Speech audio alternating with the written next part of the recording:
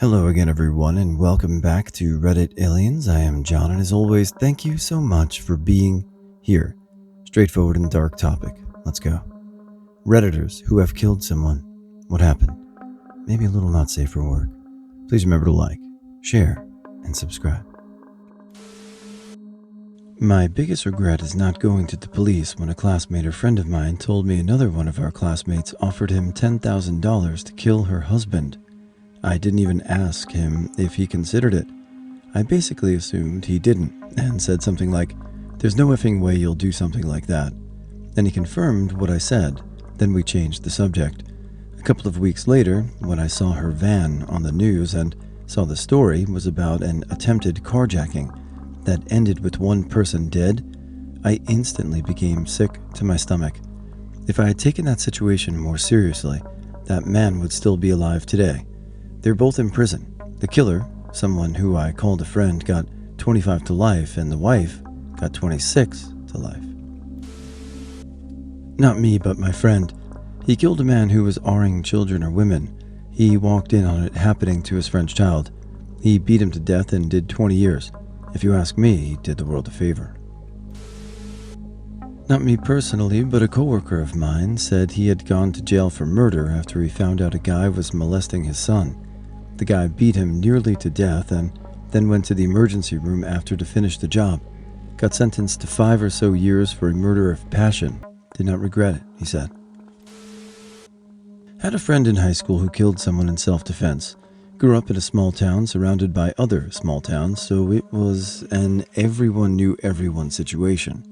One Friday night, my friend, we'll call him W, was at the movie theater with some friends and got into a verbal argument with another guy from the town over. Not sure what it was over, but it never got physical. The next day, W is standing in his driveway having a smoke when a car pulls up, and the guy from the argument the night before gets out, is high on meth and confronts W. Very quickly into the confrontation, this guy pulls out a knife and stabs W in the side of his abdomen and through his cheek, cutting his tongue. W manages to get away and grabs a crowbar from the garage and warns the guy to leave. He ignores and rushes W again. W took a swing with the crowbar and cracked that guy right in the rib cage. Apparently he broke his rib so bad you could see it sticking out from under his shirt. The guy gets up and stumbles back to his car and drives off. W then drove himself to the hospital and was treated for his stab wounds. The guy was found the next day dead in an alley. Assuming he died from internal bleeding from the shattered ribs.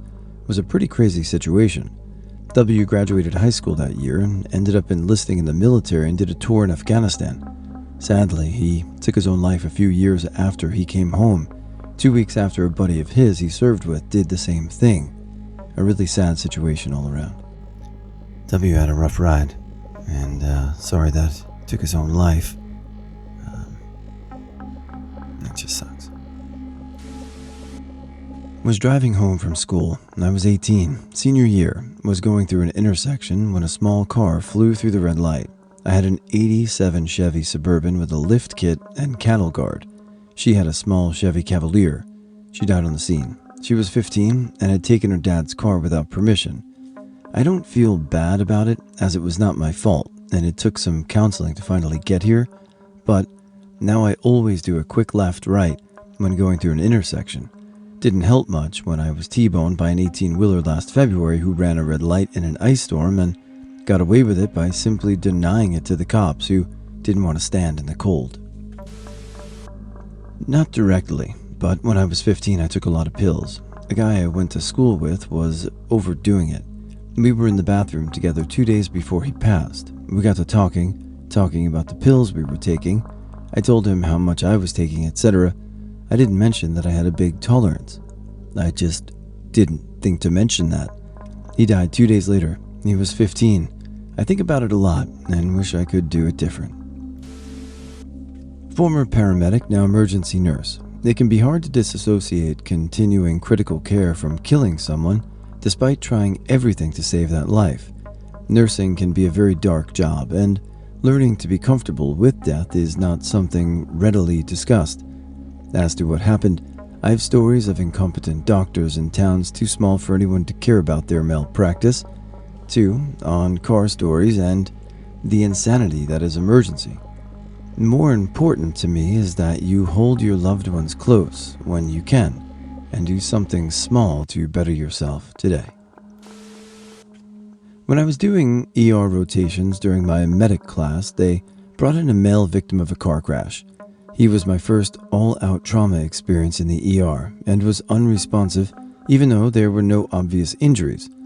I will always remember, some might see this as disrespectful, how each of his first few chest compressions I did squeezed a little bit of pee out of him. I rotated off compressions and a nurse handed me a big syringe of epi to push. I attached the syringe to the line and pushed. I think it was 1,000 milligrams of epi, and everything continued with the trauma procedure. Guy never came back. It was surreal to wheel him down to the morgue and into a room with a row of 3 by 3 foot stainless steel doors set into one wall. Casually taped to one of the doors, even hanging a bit crookedly, was a plain sheet of white paper with the words, "Place bodies in fridge, feet first," printed out in large plain black type. Sans serif font. Anyway, we put him in the fridge, feet first, and as I gave one last look, that half-full IV bag lying there between his legs, still attached to all the tubing, snaking around and into him, I remembered. I didn't occlude the line. How much of that epi went into that bag instead of the patient, I don't know. He was already gone. We were just trying to bring him back. Resuscitation is rare, even in the best of circumstances. Still, sometimes I wonder if I hadn't made that mistake, would things have turned out differently? Strange how I can't remember the guy's face or any other details. But now, after any type of close call, or on a bad mental health day, or thinking about my parents getting up there, I see that crookedly taped piece of paper clear as day. That sign haunts me more than anything else from my time in EMS.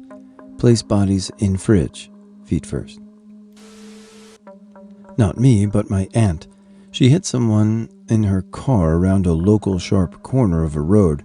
She was driving home from work and the person was jogging late at night, from what the police stated that his family had told them. She still talks about it to this day with so much guilt. She was in her 30s when it happened, now in her 50s.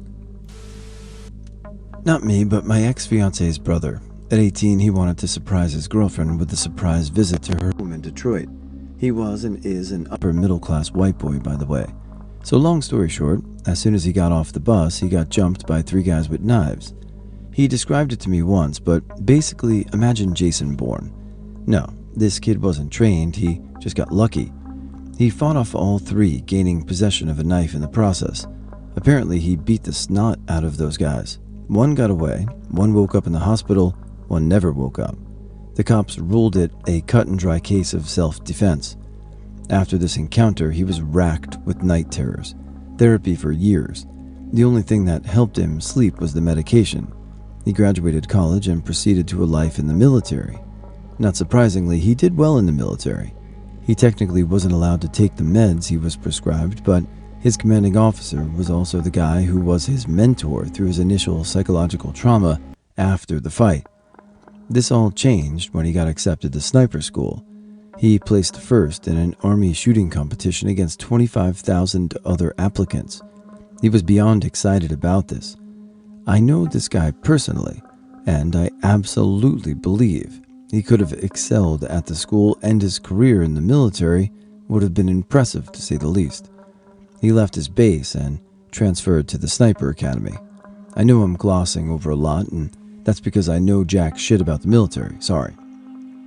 The point is that at this school he wasn't allowed to take his meds.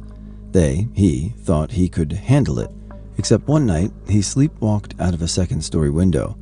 He was popular, and everyone knew about his night terrors, so there isn't anything like foul play here. He landed like a sleeping person on his right side, breaking his wrist, jaw, and ankle, among other bones and injuries. His ankle ended up becoming fused from the heel to his shin, so his right ankle couldn't flex anymore. This effectively ended his entire military career. Before this, he was a runner, loved running. He told me once that he'd wished they could just cut his foot off so he could get a prosthetic. that could let him run again. After he came home from the military, he was lost for a time. His father was the head of a psychiatry for a large group of hospitals, so he wasn't without proper care on any front. Really amazing family. He ended up pursuing the police academy. At the academy, his foot presented a significant problem, but the guy made it through. His running, hobbling LOL times were the lowest passable grade, but he did it. Became a town cop last time I saw him. Good guy. Raised a great family. It's a tough road to hoe, and, ended up being alright after going through a lot of bad stuff, so way to persevere. Car wreck a decade ago. Speeding like a dumb 20-year-old. Ex-girlfriend didn't have a seatbelt on in the back and was ejected when I flipped 6 to 7 times doing 70-ish, maybe 75. Speed limit 65, maybe 60. It was changed much lower right after my wreck. Manslaughter conviction. 1 year in prison, 10 years probation. Almost done with it now. I'm required to go back to jail every year on a date that she died, and part of my probation is that I keep photos of her in my wallet, in my car, and in my home, framed in a prominent location at all times. It's been hell. I went to therapy for PTSD years ago to try and heal, but it took several more years before I stopped having panic attacks about a month before my yearly jail stay. I probably asked myself, what if X happened 50,000 times, endlessly hoping and pleading that somehow it was all an elaborate hoax, and that she would appear one day and admit her death was faked. I have one more trip to jail. I'm done with probation next year. I'm beyond excited to be done. Just so it's clear, I'm a normal guy. Never been in any other trouble. No drugs, house, wife, kids. That wrecked was that the only thing I have done wrong, and I can't wait to put it behind me. I'm not legally allowed to visit her grave, so I'm looking forward to telling her sorry and leaving her some flowers in person. Fair share of deployments, and came with territory for my MOS. As for what happened, I'm not totally sure. I'd like to think as a JTAC I helped do some good by reducing collateral damage and coordinating our efforts in a way that preserved life where I was able. You never really forget it, and sometimes the memories resurge unbidden, whereas sometimes it's almost like it happened to someone else. What happened to me as a person is I now believe all life is sacred and should be protected to the best of my ability, and I believe in spreading kindness. I think doing something nice for someone, even if small, as often as you're able, makes the world a better place. I don't know if I am a good person because I do know what I'm capable of, but what I want to undoubtedly do is leave this world a better place than had I not existed through action for as many years as I can. An ex ended himself about 2 years after we had broken up, and he had mentioned in his note that I was the main cause. I feel like I didn't kill him, but his family, a few old mutual friends, and quite a few other people feel differently. He had a history of mental illness that, unfortunately, spiraled downwards after I broke up with him. But he was in therapy and had seemed to respond well to his stay in a psych ward. For context, we were in high school. I had a crush on him, but thought he was out of my league. A mutual friend told me that the guy had a crush on me and was going to ask me out at lunch, and that this was his first attempt at getting a girlfriend. So, if I was going to reject him, to please do so very gently. I answered yes when I was asked out, and the relationship was emotionally intense from the very start. Cringe, love, poetry, and the like. I ended up being his first kiss, but it was like that one kiss flipped a switch in him, and that was when he started getting a little too handsy too quickly. I told him we needed to slow down. He felt differently and proceeded to not slow down. After a few weeks, I told him that I wasn't ready for the type of relationship he wanted and felt that he'd be better for someone who was able to match his emotions and feelings and give him the time that he deserves. He started crying, and I told him we could still be friends. And he then proceeded to start stalking me for a week, and after an awkward situation where he tried to publicly pressure me into getting back together, I told him that we couldn't be friends. He tried to force himself on me and I got away, alerted security, and was given a warning, then checked into a psych ward shortly after. He then spent the next year randomly showing up in front of my class or hanging around my job or bringing dates to my job, but he wouldn't try to make any contact with me, so I figured it was all just him trying to cope, and he'd eventually get bored when I wouldn't give a reaction to his presence and move on. I graduated, moved out of town for unrelated reasons, and thought that was the end of that. Until a year later, when a mutual friend informed me of his suicide, and that I had been listed as the main reason. A lot of people let me know that they blamed me, and even though it's been almost 15 years, I recently moved back, and to my surprise, people still bring it all up as that guy you killed. You might have been mentioned in his note, but that's not your fault. It's a tragedy, nonetheless, but anyway, hope you're doing alright. On my way to work 2 years ago, a guy crossed into my lane and hit me head-on going 65. I was able to climb out of my flipped truck to see him slumped over his steering wheel with the tune still cranked. He died on impact. It was the first day I didn't have my 2 kids with me, as I normally drop them off at daycare, but my wife got a new job and started taking them. It was also the anniversary of the day my dad died and my mom died in a car accident. It's effed me up and had a pretty significant impact on me. I didn't sleep for a long time. I was 10, and I had taken to hanging out with an older kid in the neighborhood. This kid convinced me to try weed one day, and when I was sitting there stoned, he pulled out this big hunting knife and looked at me with this menacing grimace and said, "You should run from me." I was too scared to even move and blitzed out of my guard. He got up, then I got up, and I slowly backed away as he took 3 slow strides toward me, speeding up in the middle of each stride. Each time he moved like that, my heart sank. I felt completely helpless and terrified. He lunged at me with the knife, and by some chance he missed and managed to collide with me in such a way that he dropped the knife and fumbled perfectly past me. I made a break for the door, which was locked. I fumbled to unlock the door as my hands just shook so tremendously. I heard him run up behind me right as I managed to open the door. He placed his weight on the door and closed it. As he transitioned his weight to be placed with his shoulder, he dropped the knife again. I remember vividly feeling like my arms were on fire, and I got angry, most angry I've been in my whole life. I went for the knife, and he pinned me against it as I came back up. I bit his hand and he let go, and I just went ballistic after that. The aftermath was a shit show.